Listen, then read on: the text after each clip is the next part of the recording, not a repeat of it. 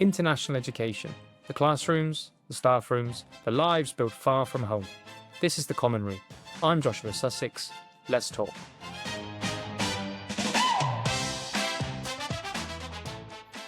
Welcome, Ian, to the first ever episode of the Common Room podcast. Absolutely delighted to have you on today. Thanks, Josh. Great pleasure to join you. So today's episode is focused on why international education. And I know you're many years of experience in international education.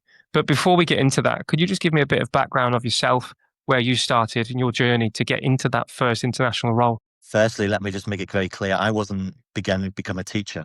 All my initial years up to GCSE, then in my first year of A-levels, was always looking towards chartered accountancy. And I fell into the love of teaching through an injury, a sports injury, that effectively meant I couldn't play for sports teams at college, and I had to do something. So college advised me to do what they call community service. I was placed into a primary school near where I lived, and I actually fell in love with working with kids. Fell in love with working within that team of adults, the conversations in the staff room, the conversations about kids, the successes, the challenges, the achievements of kids.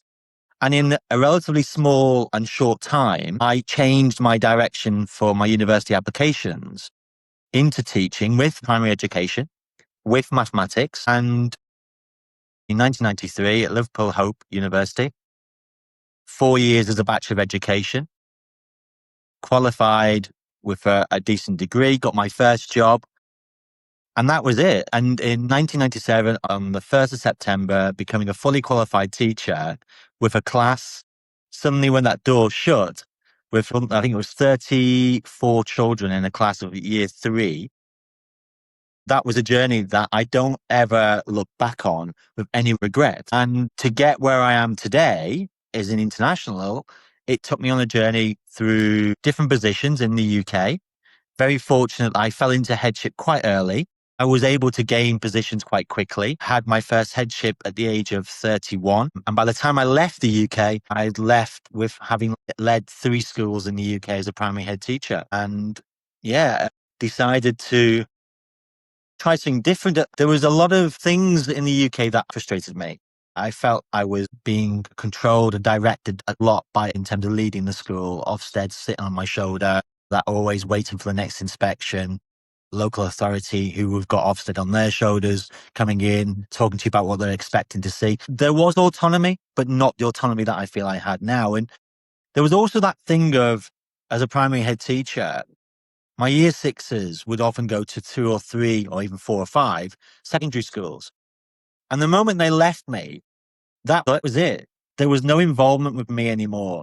They used to come back and see us because there was that kind of affiliation and love of the primary school, which I always loved, that they felt part of our community. But there was something about not seeing that transition through that ultimately, when I decided to go internationally, I looked for schools that were all through schools from 3 to 18, purposely so I could see children go through. And my first post took me to Kenya, which actually my role there was pre-prep and prep, so ages 3 to 13. And from there to here, where I'm 12 years, starting my 13th year internationally in August.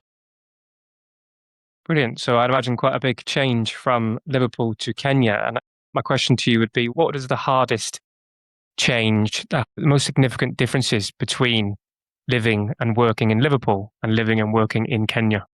I mean, well, actually, I wasn't living in Liverpool by the time I left. I was actually down in Buckinghamshire. I moved all around in the UK, but ended up 4 years in Buckinghamshire before I left. But there was a very much 4-bedroom detached house on a nice estate, 2 cars, normal journey to work in the morning, normal journey to work at home, weekends, shopping, cleaning, that sort of stuff. Kenya, I don't think anything prepared me for Kenya. Beautiful scenery, amazing people, but culture shocks like electricity going off. Not power shedding as you have in South Africa, but just no power. And you don't get any notice. You have to ring them up and ask them what's going on. Or your power's out, be out for maybe 24 to 48 hours. So that, driving, big matatus, buses, driving on the side of you, dirt tracks, mud, heat, just things that I don't think prepared me, if I'm honest, fully for that move. And I think that's probably what it was. It wasn't moving to Kenya that was the big challenge. It was living there initially. That was the challenge. It was the culture of being an expatriate in a different country where suddenly there's languages being spoken, which is Swahili. But then Kenya is a country made up of 52 tribes. So every tribe has its own dialect. So when I went into the staff room, I'm not hearing Swahili, I'm hearing tribal dialects. And you're suddenly thrown into a staff room where, from a narrow element of in the UK, where you got people different dialects, don't get me wrong, but it's English. This wasn't even just, there's so many different things that I would just sit there and listen.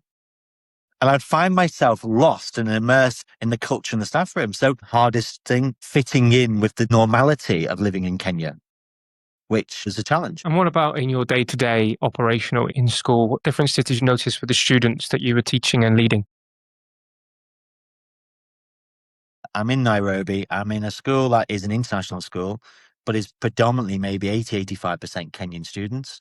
Then you've got students coming from all over the world. We had students from Israel, Italy, America, you name it, we had them, maybe about 30 different nationalities. So you've got different languages being spoken in the playground. You've got children who've come with very little English at times.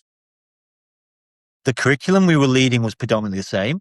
What was a massive difference to me was the amount of specialism.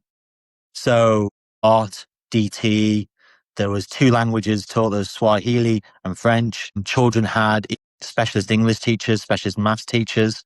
So there was a lot more mobility than I was used to in the UK. In the UK, children stayed in their classroom. The teacher taught everything. Suddenly, children in predominantly from year 3 were having 5, 6, 7 different teachers. And you would see children moving around at a transition time. And that was a big difference for me. The understanding of, you've got teachers who were from Kenya teaching English national curriculum, but not having learnt it or taught it themselves. And, part of the reason why I was taken to that school was to bring in a consistent in terms of teaching and learning. So to try and get that drive and balance between our expatriate teachers who were there. And there was an increase in expatriate teachers brought in as well within our local teachers. And that difference in culture and language, as you mentioned, what did you notice the differences with the parent involvement with their children at the school? Quite interesting, really, with the parents, because we often had a really good attendance in terms of things like assemblies. And a lot of parents would stay around and have an informal walk around the school afterwards. We were an open campus in that respect. So there was very much a buy-in from the parents. Every sporting event, huge turnout of support by the parent body. What we often found was there was the trailing spouse. So the trailing spouses were often the ones in school. When you got to know them, because you were seeing them at drop off and pick up, and they'd have that conversation with, "Hi Ian, how are you? What's going on? And can I have a little chat with so and so?" A lot of nannies, which I'd never seen before, drivers collecting children, like just things that I'd never experienced before. But the parent buy-in was really good. Uh, I can't even say it's because they're paying for their education. I don't want to say that. I just think they had more time to be there and be more present. And I think the children saw that. The children saw that the parents were there every opportunity. They would be there for like an hour before, and they'd be socializing outside. It was really quite interesting. You talk about that trailing spouse. How do you prepare for that in a leadership role in international education? Because I would imagine you don't have to prepare for that in the UK. In the last 13 years, so this is my 5th school that I've worked in that time. And I think one of the things I'm conscious of now is when I'm interviewing staff for recruitment purposes is talking about their families. And if you've got a family who's coming out, family who's not working, it's ensuring that they are aware what it means to be and what the challenges are going to be faced for them. Because my own wife is what she would call a trailing spouse. She's not working in Malaysia. So it's making sure that she has things to do when I'm at work, because my hours are long at times. So the trailing spouse is a really important thing, because it's about families, isn't it? International education is not just about the teacher or the leader. It's about the family that are with them often. So I don't know how you prepare for that. I think it comes down to, I've seen schools do it really well, and I've seen schools not really care. Give me some examples of good practice. The best practice I've seen is where you will link not just the teacher to a buddy in the school, but also the wife or the husband to somebody who's also a non-working or a trailing spouse in the school as well. So you gain that community of support for them, because it is important that they have things to do, that they get out, that they can explore, they can be part of the wider community of the area that they're living in, but also feel that they are part of the school community. So it's important that they come to school events, that they have groups that they can see and take part in when their husband or their wife is at work. I think that's when I've seen it done best. When I've seen it not done best is when the family member just joins and they're left to find their own way. And I think that's when you get a lot of adversity from that trailing spouse, because that's when there suddenly becomes a distance between them and their family member who's going to school every day as part of a community. That's when they feel left, because it's, when you're moving internationally, you're leaving family behind. And that trailing spouse might have been working in the UK, or they might not have been working in the UK, but they might have friends, neighbours, family in the local vicinity. So you finished your time in Kenya. You were head of years 3 to 13. You experienced that transition phase between the traditional year 6 to year 7 that you so wanted to be part of. Where did you go next on your journey from Kenya?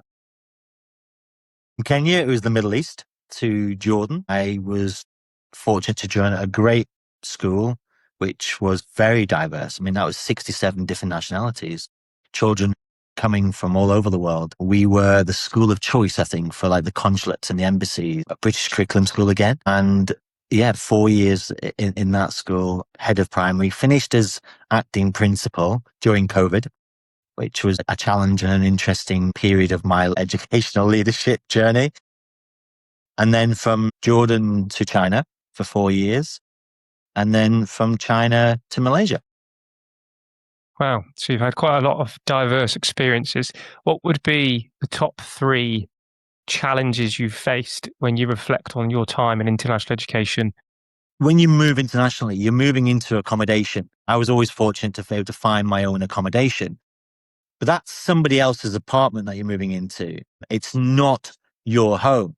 So there's a challenge of making it feel like your home, because ultimately you arrive with suitcases. As the years have gone, I've collected more and more stuff. So every time I've moved now, there's 3 suitcases plus 9 to 11 boxes that come with me. I don't tend to have big pieces of furniture. I did have sold some of those, left them in the UK in storage. But it is that point of living out of a suitcase, which I think a lot of the families and children also experience.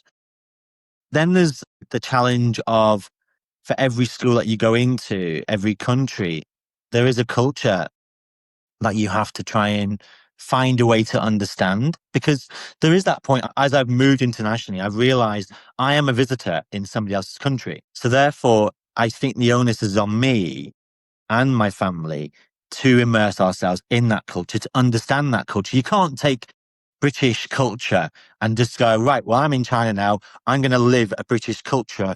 You can't do that. You can have values, which obviously you have, but it's wrong to live my life of my culture in that country. It's just not doable. So you have to find a way to understand the culture. So that's a challenge. And then there's language, I suppose. I mean, I've been fortunate. Middle East was Arabic, but the school and the community loved speaking English. In fact, once they knew you were English, they would try and speak in English to you in whichever fractured way it was. China was the interesting one. It's just not a common language in China. Mandarin is the language, full stop. In China, there were times I would laugh at just the total lack of misconception or translation. WeChat translation doesn't always get necessarily what the translation actually is meant to be. Because WeChat just directly translates, doesn't put it into the grammatical side of it. It's just a direct translation. So sometimes you get translations which you have a giggle at. But I found a way, I found a way to manage. And I have lots of friends still in Shanghai who we would communicate through WeChat and broken English. Brilliant. So the sort of top 3 that you'd identify would be living out of a suitcase, the culture that you have to immerse yourself in, and the language challenge that comes particularly in China. Yeah. What about the more positive experiences, the life experiences that you've had from being in international education? I mean, that goes back to culture. I mean, I've loved the cultures that I've worked in, immersing myself in them and learning so much more about. When I was in Kenya, I traveled a lot around Kenya. Very fortunate, I had great neighbors, and we would go on holidays, weekends and trips together. And it was lovely. And meeting people was amazing. The travel, the places I've seen, waking up at 6:30 on a Saturday morning and driving to a national park 30 minutes away, 15 minutes later in the national park, sunrise, the sun coming up, and you're seeing lionesses coming back from the hunt. Then water buffalo, giraffes, zebras. Just that, for me, was something I never got fed up of in those 2 years. Every opportunity I would go to the national park. I've been fortunate to go to so many more countries, not because I've had to massively travel, but in the Middle East, my faith is something that I've always talked about, and it means a lot to me. So as a Christian, I was able to travel into Jerusalem and to Bethlehem and to see places that I'd only read about. And I think those memories will live with me forever. There were always things that I'd maybe planned to do in retirement after finishing my career in the UK. And I think that's the massive thing that I've got out of it. I've been very lucky that I've been able to do that, to travel and to maximize the use of being internationally, to see so much more of the world. The world, when I was internationally, does not seem so big because you're in a place where you can get to so many more places without that big, massive difference. I mean, in the UK, my holidays were predominantly Europe, and that was only in my late 20s, early 30s. So yeah, I think travel, culture, people, friends. My friends now from the last 12 years are all over the world. Different people from different places. And people, that I probably wouldn't ever have imagined myself meeting. My wife I met in China. So I think I've been very fortunate. International education has given me opportunities to travel, meet people, immerse myself to learn about culture. I love things like buildings and architecture. So I've always loved wandering around the places that I'm in, particularly in the Middle East, particularly in China. And I love where I am now in Malaysia, where there's such quite a rich, diverse architecture, particularly old and new, that I just love seeing things. My phone is full of pictures of doorways, of Chinese temples, of rich British architecture in the middle of a Malaysian town. What about the differences in education? So your leadership style or your approach in your everyday situation in work, how much has that differed if you reflect on your time as a head of primary in the UK to now being a head of primary in Malaysia? As a leader, I have changed massively. And I would say that from myself in terms of being reflective. Predominantly, I've been very fortunate. Bar China, most of the schools I've worked in were British National Curriculum schools. So we've led a formal national curriculum that's IPC, British National Curriculum, PYP, but effectively curricula that are linked to the UK standards and objectives and effectively outcomes. But the job in terms of delivery has not necessarily changed. There's been challenges. Like I say, language, quality teaching and learning has been sometimes at that point. Assessment, because when I left the UK, we don't do Key Stage 2 SATs anymore, which I'm not upset about. First year, I was doing that. But different forms of assessment then suddenly become in point because you still got to track your progress. You want to talk about students' well-being. And that's a big thing. I think internationally, I've been able to do more of that. But my leadership has changed a lot more because I have more autonomy to work with my leadership teams, to give them more autonomy to drive curricula and curriculum. That's something in my leadership in the UK that I probably didn't do. UK, I felt very driven by paperwork, very driven by outside standards like Ofsted and the CEF, and continue keeping that updated. But as a leader overseas, yes, I've always worked in schools that have external accreditations. But the difference there was I'm very much involved in those accreditations, not being accredited or inspected per se, and therefore invited into conversation. I'm part of the visit that they have. So my leadership has, I suppose, changed for many different reasons. I would say in terms of my professional development, the trajectory has been like a massive upward slant. I've learned more about well-being, thinking about leadership in terms of well-being, thinking more about the use of data and how we utilize that data, how we check in terms of teaching and learning, but making it not a process that feels it's done to, but done with. So I think that's the biggest thing. I talk about accreditations and done with rather than done to. That's, I suppose, most of my changes in leadership have been affected by that. Brilliant. Thank you. So this episode is called Why International Education? And I purposely selected that title. That's quite a broad and vague title and can cover so much ground as we have started to here. And I think we can come back to this in an episode in the future. My question to finish with you is, why is it worth it? It's now coming to 13 years since I left the UK. And I talk about gratitude a lot in my own life, what things I'm grateful for. But I think I am grateful for having made that decision to leave the UK, to go internationally. Not always been easy, Josh. There's been challenges along the way, of course, and there's been trials and tribulations, but it's been worth it because of the experiences that I've gained out of it. The friendships, the family, and I talk about family now. These are people that are not just colleagues or friends. These are people who become my family because I've left my family behind in the UK. They're there. I could talk to them whenever I want to. But yeah, I think gratitude of being able to do what I've done. I would also say that well-being shift, my own mental health, my own well-being has become far more of a focal point for me internationally, and particularly maybe in the last 10 years, that I do consider that I put myself and my own health above my job. And I'm not saying I don't care my job. I love my job. And I do. I'm very fortunate because there's always a conversation that can happen in that day is going to change my mind of how I'm feeling, particularly in the primary sector, but also in the secondary school as well. So I think putting my well-being at the forefront and that of my family first and foremost has been the biggest shift. Perfect. Thank you very much for your time, Mr. Ian Hopkins. Thank you, Josh. I've really enjoyed it. There's so much more that, there's the idea of the conversation about why international education. There's not a short element of talking about it because there is so much more that can come out of it. As I say, we're almost the same in terms of our years of international education, and yet you're somewhat a bit younger than me. So I think there's so many more topics that will come out of it as well. Like choosing the right school, the advice that you give to somebody moving overseas. So I look forward to the next podcast and listening in and on my drive into work, putting on the common room and hearing who's next. So it's been a pleasure to be first part of this and part and parcel of the conversations that are to come.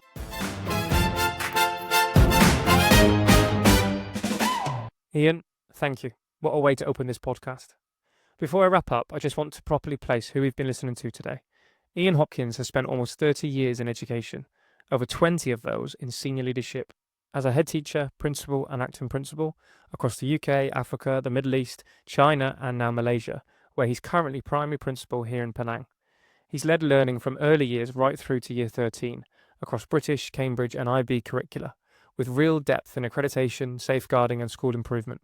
And even now, deep into that career, he's completing an MBA, still actively learning. So when Ian talks about what it takes to lead internationally, that's 30 years and 5 continents of context behind it. So, why international education? That was the question we set out to answer. And I don't think there's a single tidy answer, but 3 things from this conversation stood out to me, and I think they get us close. First, it's not really a career move, it's a way of life that asks something of your whole family. Ian talked about still living out of a suitcase after 13 years, about the training spouse, and the schools that get this right are the ones that build community around the whole family, not just the person who signed the contract. Second, that distinction Ian kept returning to, being done to versus being done with. In the UK, he felt shaped by Ofsted, by inspection, by outside standards looking in. Internationally, he found himself inside the conversation, part of the accreditation process, not just subject to it. That shift from compliance to ownership might be the single biggest thing that's changed about how he leads. And third, this one surprised me a little. The answer to why isn't really about career trajectory at all. It's gratitude. It's well-being. Ian said something that's genuinely stuck with me, that putting his own health and his family first, ahead of the job, has been the biggest shift in over a decade abroad. That's not the answer you'd expect from a head teacher talking about his career, and I think that's exactly why it matters. So, why international education? Ask 10 people and you get 10 different answers. And honestly, that's the point of this podcast. This is just the first conversation. We're going to keep coming back to this question with different guests, different countries, different angles, because 30 minutes barely scratches the surface of what it actually means to build a life and a career this way. That's episode 1 of The Common Room. If any of this resonated with you, please follow us on Spotify, Apple Podcasts, or YouTube. It genuinely helps us reach more people having this conversation. Next episode, I'm going solo. I'll be unpacking what 3 years leading in British branded schools in China actually taught me about leadership, and introducing a framework I've been developing through my doctoral research called Culturally Mediated Leadership. It's called Leading Between Two Systems, What China Taught Me About Leadership. I'm Joshua Sussex. Thanks for being with us in The Common Room.